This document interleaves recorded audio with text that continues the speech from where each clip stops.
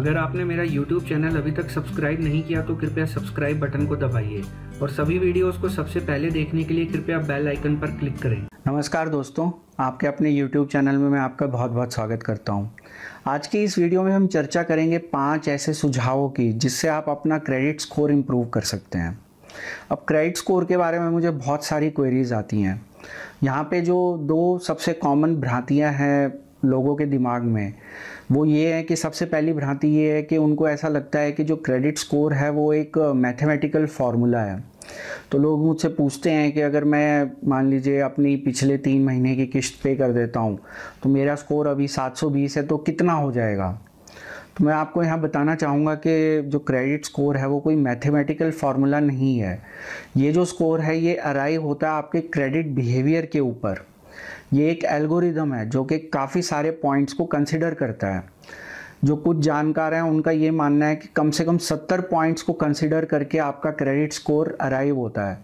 अब उसमें आप ये बोलेंगे कि अगर मान लीजिए मैं ये लोन चुका देता हूँ तो फिर मेरा स्कोर जो है वो क्या 680 से 750 आ जाएगा। मैं आपको ऑनेस्टली बताता हूँ, इसका आंसर कोई नहीं दे सकता। लेकिन हाँ, अगर आप अपना क्रेडिट स्कोर इम्प्रूव करना चाहते हैं तो उसके लिए आपको कुछ अच्छी क्रेडिट प्रैक्टिसेस फॉलो करनी पड़ेंगी। उसके लिए कुछ सुझाव हैं जो मैं इस वीडियो में आपको शेयर करूँगा।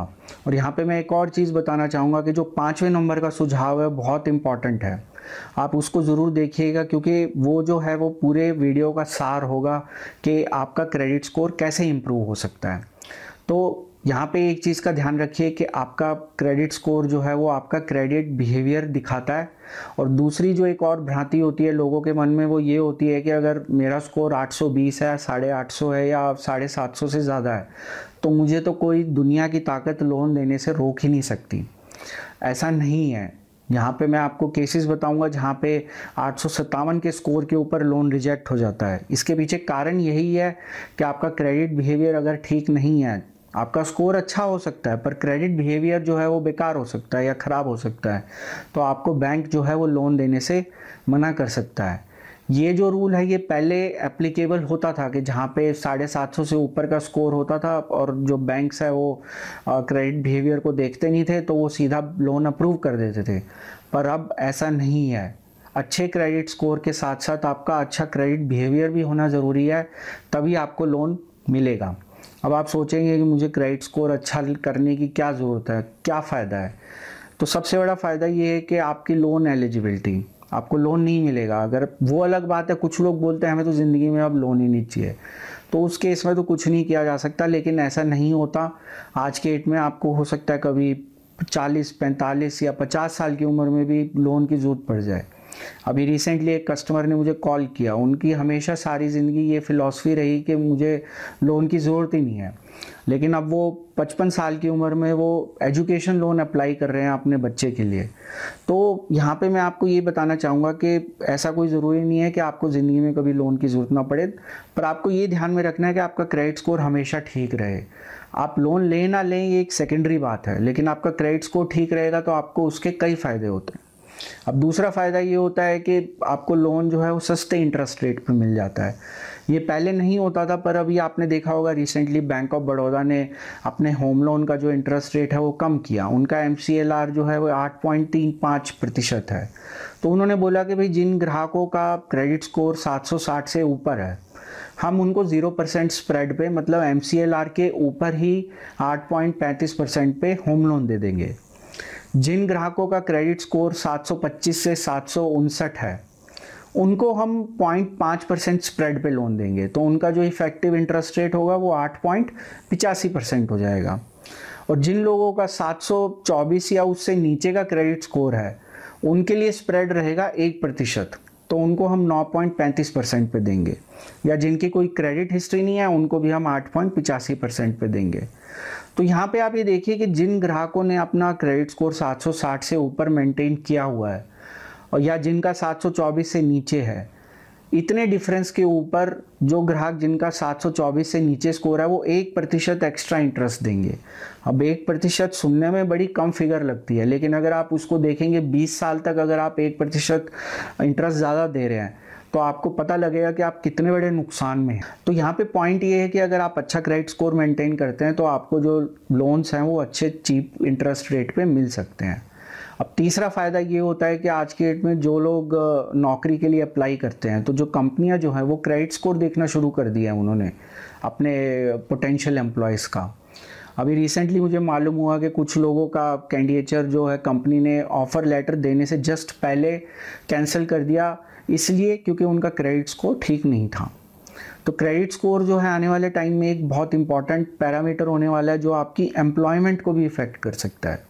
तो इसलिए बहुत ज़रूरी है कि आप अपना क्रेडिट स्कोर अच्छा मेंटेन करें और उससे आपको काफ़ी लाभ मिलेंगे, ना कि लोन लेने में, पर जैसा कि मैंने आपको बताया अभी तो एम्प्लॉयमेंट के पर्पस के लिए है, हो सकता है कल को इसका इस्तेमाल कहीं और भी होना शुरू हो जाए।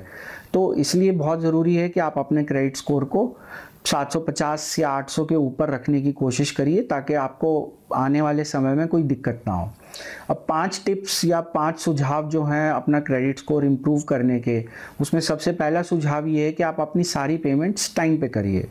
अब आप बोलेंगे इसमें ऐसी कौन सी नई बात मैं बता रहा हूँ, तो नई बात नहीं है, लेकिन ये जो छोटी सी बात है इसी की वजह से काफ़ी लोगों का क्रेडिट स्कोर ख़राब हो जाता है। अब कुछ लोग होते हैं वो बोलते हैं कि नहीं हम भूल जाते हैं, हम भुलक्कड़ हैं, होम लोन की EMI टाइम पे करना भूल गए या क्रेडिट कार्ड का बिल टाइम पे करना भूल गए। अगर आपको ऐसा लगता है तो आप ऐसा करिए कि आप ECS की फैसिलिटी ले लीजिए या आप अपने जो क्रेडिट कार्ड को अपने नेट बैंकिंग में सेविंग्स अकाउंट के थ्रू लिंक कर दीजिए। ये मैंने आपको पिछले वीडियो में भी बताया था जहाँ पे मैंने आपको 10 टिप्स बताई थी सही क्रेडिट कार्ड का चयन करने में, कि आप अपने क्रेडिट कार्ड को अपने नेट बैंकिंग में सेविंग्स अकाउंट के साथ लिंक कर दीजिए। उससे आपकी जो पेमेंट है वो मंथली ऑटोमेटिकली होती रहेगी, आपको याद रखने की ज़रूरत नहीं है। तो यहाँ पर ये बहुत ज़रूरी है कि आप अपना जो पेमेंट्स हैं वो टाइम पे करते रहें। अब दूसरी ज़रूरी बात यह है कि कुछ लोग चेक से पेमेंट करते हैं। अब चेक भी पेमेंट ऐसे करेंगे कि मान लीजिए 17 तारीख लास्ट डेट है, 17 तारीख रात को 8 बजे वो ATM में चेक ड्रॉप करेंगे। अब मैं आपको लिख के दे सकता हूँ कि ये जो है ये सही तरीका नहीं है। आपको ऐसा लगेगा कि मैंने 17 तारीख को पेमेंट कर दी, लेकिन बैंक हो सकता है कि अगले दिन छुट्टी हो या 2 दिन की छुट्टी हो, वो बैंक जो है चेक निकालेगा ATM से, वो क्लियरिंग में जाएगा, 2-3 दिन क्लियरिंग में लगेंगे, तो हो सकता है 6-7 दिन लग जाए अमाउंट को आपके अकाउंट में रिफ्लेक्ट होने में। तो बैंक वो पीरियड नहीं कंसिडर करेगा। तो यहाँ पे आप हमेशा ध्यान रखिए कि अगर आप चेक के थ्रू पेमेंट कर रहे हैं तो कम से कम 7 से 10 दिन जो है पहले, ड्यू डेट के पहले आप चेक को ड्रॉप कर दीजिए, नहीं तो आपका हो सकता है कि पेमेंट जो लेट पेमेंट समझी जाए और आपके उसके ऊपर पेनल्टी या इंटरेस्ट भी देना पड़े। तो चेक हमेशा आप एडवांस में पे करिए 7 से 10 दिन पहले। दूसरी टिप ये है कि आप अपना क्रेडिट हंग्री बिहेवियर दिखाते हैं कई लोग। क्रेडिट हंग्री बिहेवियर क्या होता है? मान लीजिए मेरी नई जॉब लगी तो मेरे को काफ़ी बैंक्स ने अप्रोच किया कि आप हमारा क्रेडिट कार्ड ले लीजिए, हमसे पर्सनल लोन ले लीजिए। अब उस टाइम क्या था कि एज 24-25 साल थी, इतनी समझ भी नहीं होती, तो क्या है कि 5 क्रेडिट कार्ड ले लिए, 4 क्रेडिट कार्ड ले लिए, उसमें उसको यूज़ करने का भी इतना अंदाज़ा नहीं होता कि कैसे यूज़ करना है, कितना यूज़ करना है। तो वहाँ पे पेमेंट जो है ओवर ड्यू हो गई, इनकम से ज़्यादा आपने खर्चा कर दिया, दोस्तों के साथ आपने पार्टी कर ली और उसका जो खामियाजा है वो आपको आगे चल के भुगतना पड़ेगा। दूसरा होता है कि आप एकदम अचानक मान लीजिए 2-3 लोन्स आपने अप्लाई कर दिए, एक पर्सनल लोन अप्लाई कर दिया, एक गोल्ड लोन अप्लाई कर दिया, एक ऑटो लोन अप्लाई कर दिया। अब अगर मैं आपकी क्रेडिट रिपोर्ट देखूंगा मुझे ऐसा लगेगा कि कुछ तो गड़बड़ है यहाँ पे, तो बैंक को ये लगेगा कि इनकी लाइफ में कुछ तो गड़बड़ चल रही है कि एकदम आपको इतने सारे लोन्स चाहिए। ये होता है क्रेडिट हंग्री बिहेवियर के अचानक मुझे बहुत सारे क्रेडिट की ज़रूरत पड़ जाए या एकदम मैंने अपने क्रेडिट कार्ड की यूजेज बढ़ा दी। जहाँ मैं मान लीजिए 1 लाख की क्रेडिट लिमिट के ऊपर 30,000 रुपये खर्चा करता था एवरेज, मैंने 80-80 हज़ार रुपये खर्चा करना शुरू कर दिया या पेमेंट्स मैंने डिले करनी शुरू कर दी। तो आप एकदम अपने क्रेडिट बिहेवियर में ड्रास्टिक चेंज मत दिखाइए, उससे ऐसा लगता है कि आप एक क्रेडिट हंग्री बिहेवियर दिखा रहे हैं कि आपको पैसे की बहुत ज़्यादा ज़रूरत है। इससे आपका स्कोर जो है वो ड्रास्टिकली कम हो जाता है। मैंने यहाँ तक देखा है कि 780 से स्कोर जो है 560 तक चला गया इसी तरह के क्रेडिट हंग्री बिहेवियर की वजह से। लेकिन अब वो 500, 550 या 570 से उस स्कोर को वापस 750, 800 तक लाना एक बहुत ही मुश्किल कार्य है और ये लगभग 18 से 24 महीने लग जाएंगे इसके अंदर। तो आपका क्रेडिट बिहेवियर जो है वो आपके स्कोर को अचानक गिरा सकता है, इस चीज़ का आप ध्यान रखिए। अब तीसरा है कि क्रेडिट कार्ड्स, उनको जुडिशियसली यूज़ करिए। क्रेडिट कार्ड सबसे बड़े जो है कल्प्रेट हैं आपके क्रेडिट स्कोर को नीचे लाने में। अगर आपको नहीं उसके बारे में समझ के कितना यूज़ करना है, कैसे करना है, कई लोग जो हैं वो मिनिमम अमाउंट ड्यू पे कर देते हैं, उनको लगता है कि वो चलता रहे यार, क्रेडिट रिवॉल्व कर लेंगे, ऐसे कई तरीके अपनाते रहते हैं जो उनको उनके दोस्त या बैंक भी सलाह देते रहते हैं। यहाँ पे बेसिक थंब रूल जो है, 2 थंब रूल हैं यहाँ पे। पहला ये कि आप एक लिमिट सेट कर लीजिए कि मुझे इससे ज़्यादा क्रेडिट कार्ड का इस्तेमाल नहीं करना। तो वो थंब रूल क्या हो सकता है? पहला ये हो सकता है कि मैंने 20% से ज़्यादा अपनी क्रेडिट लिमिट नहीं इस्तेमाल करनी। तो मान लीजिए मेरी क्रेडिट लिमिट 1 लाख है, जब मेरा 20,000 रुपये उस पर खर्चा हो गया, मैं उसके बाद क्रेडिट कार्ड को यूज़ करना बंद कर दूँगा। दूसरा, या मैं अपनी सैलरी का सिर्फ 30% जो है क्रेडिट कार्ड से पे करूँगा। तो इन दोनों में से जो भी थंब रूल आपको ठीक लगता है और जिसको आप अमाउंट को आप आसानी से अगले महीने की बिलिंग साइकिल पे कर सकते हैं, अब वो थंब रूल अपना लीजिए और क्रेडिट कार्ड को, क्रेडिट लिमिट को 30% से ज़्यादा मत यूज़ करिए, क्योंकि इससे आपके क्रेडिट स्कोर के ऊपर भी नेगेटिव असर पड़ सकता है। और अगर आपने मान लीजिए पेमेंट पे डिफ़ॉल्ट कर दिया तो वो मल्टीप्लाइंग इफेक्ट हो जाता है। आप 36% इंटरेस्ट तो भरेंगे ही भरेंगे, साथ में आपका जो क्रेडिट स्कोर है वो उसी स्पीड से नीचे आता जाएगा। तो क्रेडिट कार्ड का इस्तेमाल आप बहुत सोच समझ के करें। चौथी टिप है कि सिक्योर्ड और अनसिक्योर्ड लोन्स के बारे में जानकारी रखें। देखिए, सिक्योर्ड लोन्स वो होते हैं जो कि कोलेटरल से बैक्ड होते हैं, जैसे होम लोन। होम लोन में आप अपने घर के कागजात जो हैं बैंक को दे देते हैं, तो ये कोलेटरल होता है, घर का जो कागज़ है वो कोलेटरल, एज ए कोलेटरल आप बैंक को दे रहे हैं, तो सिक्योर्ड लोन है। दूसरा, घर का लोन जो है, होम लोन जो है, वो एक एप्रिशिएटिंग एसेट है, मतलब प्रॉपर्टी के रेट ऊपर बढ़ते हैं ऐसा माना जाता है, उसमें डेप्रिशिएटिंग नहीं है। उसी तरीके से अनसिक्योर्ड लोन होते हैं, जैसे पर्सनल लोन हो गया, ओवरड्राफ्ट फैसिलिटी होगी, या आपने क्रेडिट कार्ड की लिमिट ज़्यादा यूज़ कर ली। तो आप अनसिक्योर्ड लोन्स जो हैं वो बुरे लोन्स होते हैं, सिक्योर्ड लोन जो है वो अच्छे लोन माने जाते हैं। तो काफ़ी लोग मुझसे पूछते हैं कि what is good loan, what is bad loan. तो मेरा एक ही जवाब होता है, secured loan is a good loan and unsecured loan is a bad loan. मैं ऐसा नहीं कह रहा कि आप अनसिक्योर्ड लोन मत लीजिए, गोल्ड लोन मत लीजिए, ऑटो लोन मत लीजिए, पर्सनल लोन मत लीजिए, या आप ओवरड्राफ्ट फैसिलिटी मत लीजिए। उनका जो प्रपोर्शन है आपके लोन में या क्रेडिट पोर्टफोलियो में, वो 20% से ज़्यादा नहीं होना चाहिए आपकी एलिजिबिलिटी में। मान लीजिए मेरी एलिजिबिलिटी 10 लाख की है, या 30 लाख की है, 50 लाख की है, मान लीजिए 50 लाख की है, तो मेरे जो अनसिक्योर्ड लोन है वो 10 लाख से ज़्यादा नहीं होने चाहिए। अगर मेरी एलिजिबिलिटी मान लीजिए 10 लाख है, तो मेरे अनसिक्योर्ड लोन 2 लाख से ज़्यादा नहीं होने चाहिए। तो इस तरह से अगर आप डिसिप्लिन बना के रखेंगे सिक्योर्ड और अनसिक्योर्ड लोन में, तो उससे क्या है कि आप अपने क्रेडिट स्कोर को इम्प्रूव कर सकते हैं या उसको नीचे नहीं जाने दे सकते। उससे वो आपका क्रेडिट स्कोर जो है वो एक अच्छे लेवल पे रहेगा और ये एक अच्छी क्रेडिट प्रैक्टिस मानी जाएगी। अब जैसा कि मैंने आपको बताया था शुरू में कि जो मेरी 5वीं टिप है वो बहुत इंपॉर्टेंट है। मुझे उम्मीद है कि आप इंतज़ार कर रहे होंगे कि ये 5वीं टिप क्या है। 5वीं टिप ये है कि आपकी क्रेडिट वर्दीनेस। अब क्रेडिट वर्दीनेस क्या होती है? क्रेडिट वर्दीनेस ये होती है कि आप ये मान के चलिए कि बैंक को मेरे ऊपर कितना भरोसा है कि मैं लोन चुका सकूंगा। उसमें कई बार बैंक आपकी क्रेडिट रिपोर्ट में आपको प्रोबेबिलिटी की भी कई बार आप वहाँ पे देखेंगे कि मेंशन होता है कि उनको लगता है कि डिफ़ॉल्ट होने की प्रोबेबिलिटी कितनी है। बैंक ये कैलकुलेट करता है आपके बिहेवियर के बेसिस पे डिफ़ॉल्ट होने की प्रोबेबिलिटी कितनी है। तो क्रेडिट वर्दीनेस ये होती है कि मैं अगर अपनी सारी पेमेंट्स टाइम पे कर रहा हूँ, मैं अच्छी क्रेडिट प्रैक्टिसेस फॉलो कर रहा हूँ, क्रेडिट लिमिट के अंदर मेरा खर्चा है, तो यहाँ पे क्या है कि मेरी क्रेडिट वर्दीनेस धीरे धीरे इंक्रीज़ होती जाएगी। अचानक नहीं होगी, धीरे धीरे इंक्रीज़ होती जाएगी।